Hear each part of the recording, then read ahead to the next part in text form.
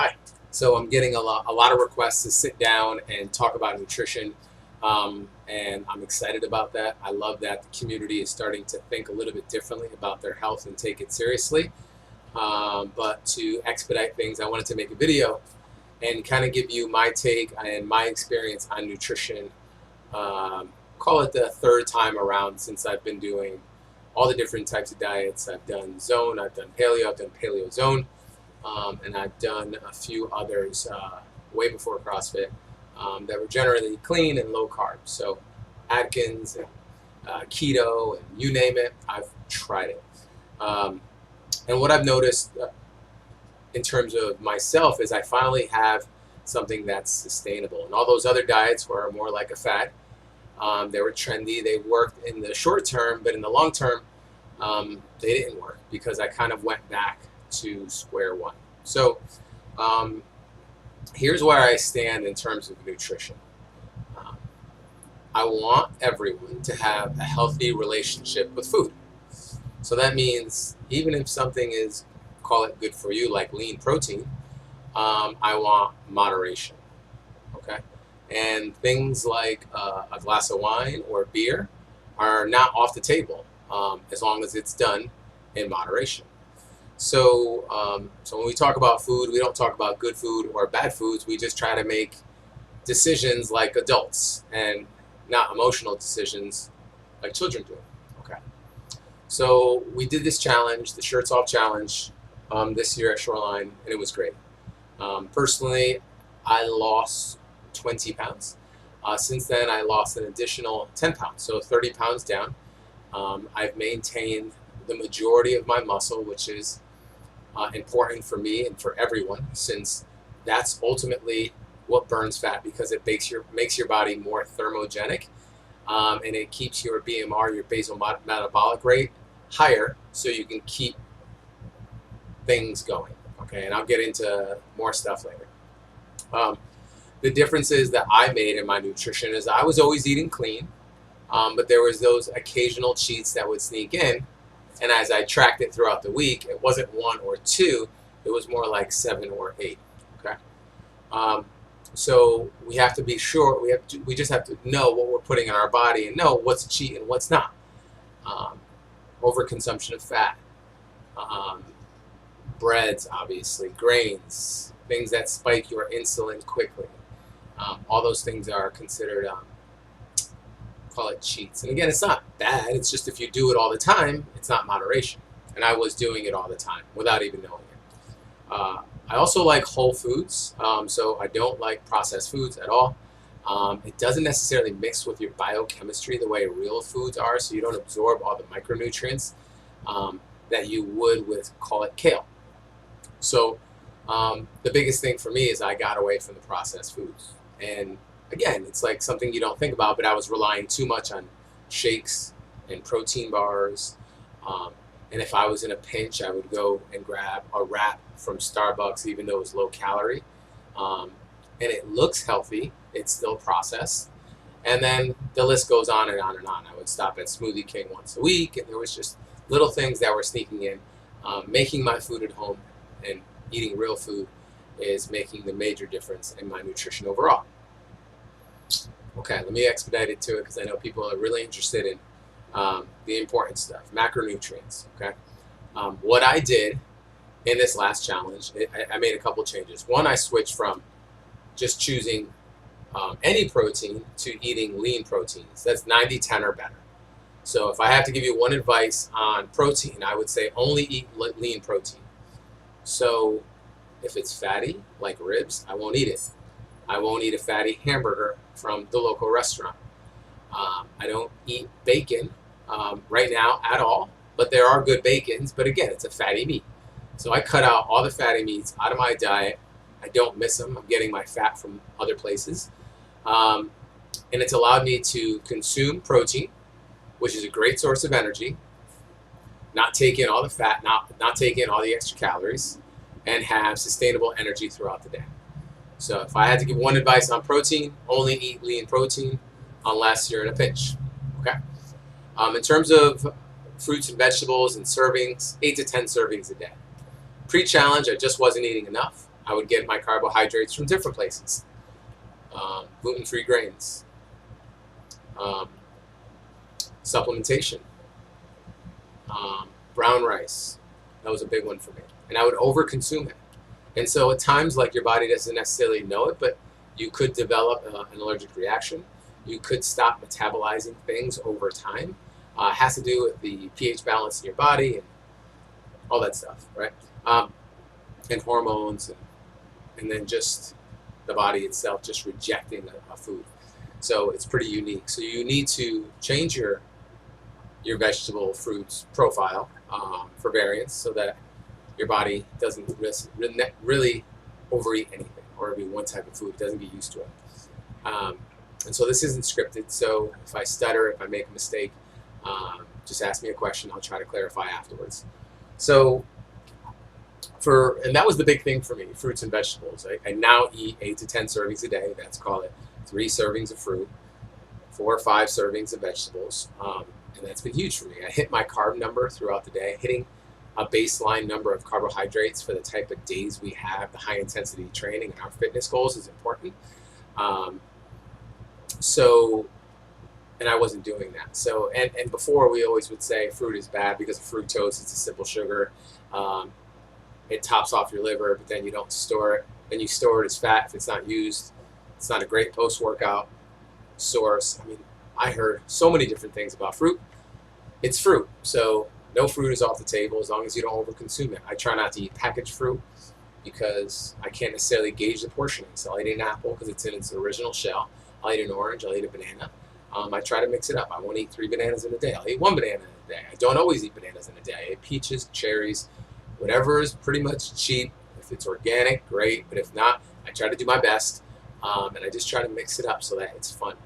And I just try to eat throughout the day. And it's refreshing. It has some hydration to it. It has some water to it. It's a nice change of pace. 1 serving, 1 cup, 1 handful. You get the idea. In terms of vegetables, I love vegetables. I love green vegetables. I love broccoli rabe. It's my thing now. But I eat all vegetables. I just don't eat salads as greens. I'm eating anything. People would say that peas are off the table. I eat peas. I eat beans. I eat spinach. I eat zucchini, squash. I eat organic sweet potatoes. I eat, you name it, I eat it. If it's a vegetable, and I just want to mix it up. If it's in season, if it's cheaper, I grab it, all that stuff. So making sure I eat vegetables throughout the day. I'll overeat my vegetables all day long. I try not to overeat my protein. And then lastly, fats. You just can't overconsume it. It's too dense. So protein and carbs are 4 calories a gram, and fats are 9 calories a gram. So if you have 100 grams of fat, which is normal, which is good, which is what I consume right now, that's 900 calories solely coming from fat. And that's not eating bacon. That's not excessively eating avocados. That's measuring my olive oil when I wasn't. Who knows how much fat I was taking in? Makes sense that I was a little overweight. Okay? So it's really simple. Okay? This is your protein. This is your carbohydrate, fruits and vegetables. This is your fat. I try not to obsess with measuring. I have measured so I can get an idea. But where I feel I have the best relationship with food is when I can eyeball it and not obsess about weighing it. I know some days I'm going to be under. I know some days I'm going to be over. I can kind of gauge my body. But right now everything's going really well. Okay. So that's my take on portions. In terms of calories, there's days I have logged. At the start of the challenge, I logged every day. And then when the challenge was over, I stopped logging and I kind of lost track of what I was consuming. That necessarily wasn't sustainable for me. Logging was extra work, and I would rather use that time to food prep. So for me, I log when I think the day's going to get away from me. My Mondays and Wednesdays are my hardest days of the week. I have very long days. I get up at 3:30 in the morning, Monday, Wednesday, Friday. I teach a couple classes. I work out. I have hours of programming. I come back at night. I watch ASA. I program again. I drive home. I cook dinner. It's 8 o'clock at night. It's a long day. And those are the days I undereat. And when I undereat, I don't lose weight. I do the opposite. I gain weight. So those are the days I log. And those days I'm at when I'm good and I'm losing weight and I'm healthy and I'm happy and I have the energy and I food prep. I'm at 2,900 calories, 3,000 calories, 3,200 calories, right? And that's when I lose weight. When I'm at 2,200 calories, 2,400 calories, when I'm there, I actually go into a deficit. My metabolism slows down and I actually stop losing weight, or I actually do the opposite. I gain weight. And so everyone has a number of calories that they should hit. But above all, what's made the difference is balancing my macros at the end of the day. And it doesn't have to be perfect. And everyone has a different body type. So there's the three: endomorph, ectomorph, and mesomorph, right? The ectomorphs are the thinner individuals, tall, lean. Those are the people that like long aerobic work, box jumps, wall balls, things like that, because they're taller, they're leaner. The mesomorph is the guy, the bodybuilder guy or girl that literally can touch a weight and swell up and burn fat. And then there's the endomorph. There's me. There's guys that if I don't work out for a few months and I let go of my diet, I'm up 10 pounds. Okay, so there's different types of body types and there's different macro balances, and that's why it's important to consult with someone that knows what they're doing so they can kind of guide you in the right direction. But at the end of the day, it's not perfect. It's dealing with someone's biochemistry, so it's going to be a work in progress, and month to month you're going to have to adjust. But someone like myself can give you a roundabout idea of what you should be taking in based on your body type, based on your activity level, based on your age, based on your goals. And then from there, it's up to you to make sure you try to balance it off at the end of the night. At the end of the night, for me, I know I have to be at 300 grams of carbohydrates, 75 grams of fat to 100 grams of fat, and anywhere between 2 and 250 grams of protein. Pre-challenge, I was doing less protein, more carbohydrates, a little bit more fat. Those numbers, and it's the little things, it's the combination, it's the pairing that actually works. But it's the little things that I've tweaked that's worked really well, and I've tweaked it a few times since the challenge. Right now, call it 3,000 calories-ish, logging 3 days a week. The other 4 days, I'm just being responsible. I eat a little cheat. I eat cheats here and there, but right now I'm losing a pound a week, 3/4 pound a week. I'm moving that scale daily. If I weighed myself daily, I'm moving it 0.2 or 0.1 a day, which is fair because if you lose muscle too quickly, or if you lose weight too quickly, you're losing muscle. So I kind of beat myself to the punch there. All right. So what else can I talk about here? So calories and macros and staying away from processed foods. And my biggest tips are lean meats and increasing your fruits and vegetables. Okay. So last 2 things I'll talk about is activity level. I've realized that a lot of the world is sedentary. When I met with all these clients during the challenge, I realized that the people that were ripped, that looked really good, one is they came to the gym consistently or did something active every single day. And then those people, I polled them. I'm like, well, what do you do on your off days? And they told me they go for walks. They go for a little jog.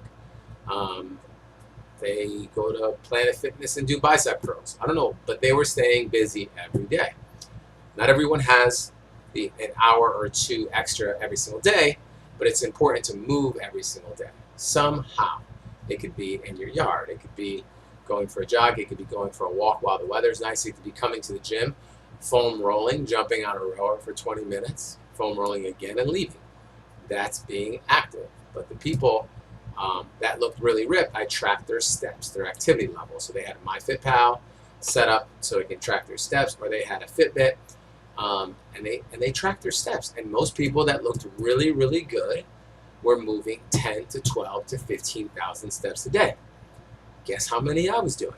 I was doing 2,000 to 3,000 steps a day. Yeah, let me paint a picture for you. I get up, call it 3:30 in the morning. I sit down, I eat breakfast, I listen to a podcast. I came into the gym. I would teach 5 and 6 a.m. I would work out at 7 a.m.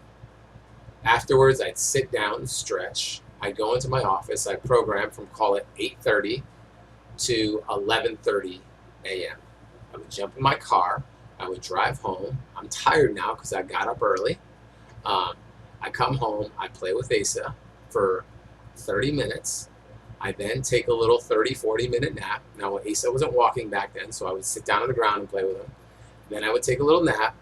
Then I'd wake up from my nap. I take a shower. I get dressed. I come down. I play with Asa again. I drive back to the gym. I run back into the office to check emails. Asa comes back to the gym with Lauren at 4:30. I sit down. I watch him. Again, he's not walking at this point. He's not moving. So then I teach 5:30 p.m. I put Asa in the car. I drive home, sitting again. I put him to bed. I cook some food. I sit down on the couch, eat it. When I'm done, I check emails again, right, on my computer, and then I go to bed. I was barely moving. I was not active. So one of the things I've done since then is I increased my steps to 8,000 to 10,000 steps a day. Now, I'm still busy, and I still have to do a ton of programming, and I can't avoid life. But I make sure two things. One is I move every single day. And the other thing is I added a mile jog before my workout every day. And who knows what's going to happen in the wintertime. Maybe it'll be a row. But I needed to get my steps in. And I know that running a mile is like 2,000 steps. So if I run a mile, at least I get it from 3,000 to 5,000. And now that I'm conscious of it, I'm making sure I don't sit down as much. I'm more active. But that's made a difference in terms of my activity level. So if you can track your steps, which I think would be amazing, then I think it would be a lot of insight for you in terms of what you're actually doing on a daily basis as activity levels. Okay. I mean, we can talk about this nutrition thing all day. For starters, you don't need supplements. Okay, as I'm wrapping this up, you don't need supplements. But I'm a big fan of a couple supplements for me. For me, not losing muscle is a priority, so I'm big on branched chain amino acids. I take 5 grams before my workout. Okay, post workout, because you train hard at Shoreline, you want to restore your glycogen stores, your energy reserves that you depleted on a high intensity workout. So I do a recovery shake. The perfect formula for a recovery shake is 2 to 1 carb to protein. Protein 15 grams, carbs up to 30 grams. So I take that in a half an hour after I work out. That's going to bring you to a baseline so you're not ravenous, you don't break down too much muscle, and you recover faster. Okay. The last supplement, my favorite of all, is fish oil. Really simple, great for your brain, great for your heart, great to burn down dense fat cells, really good for inflammation. For me, it's a no-brainer. It's something you won't know it's actually working, but in terms of you on a cellular basis, it's going to change the way you operate as a human being. So I'm a big fan of fish oil. But at the end of the day, if you just ate really clean foods, good fats, lean protein, and fruits and vegetables, you're going to be fine unless you have a deficiency somewhere. So in that case, if you think you do, you should go get blood work done, have a professional read it, and then I could kind of help you from there. So I just wanted to give you a ton of information on where I stand in terms of nutrition, so that when we sit down and we meet, you have a roundabout idea of where I'm going. And then ask any question you want. Feel free to email back, and then more stuff will come up. But I think this covers the majority of how I feel about nutrition, and that's it. So we'll talk some more.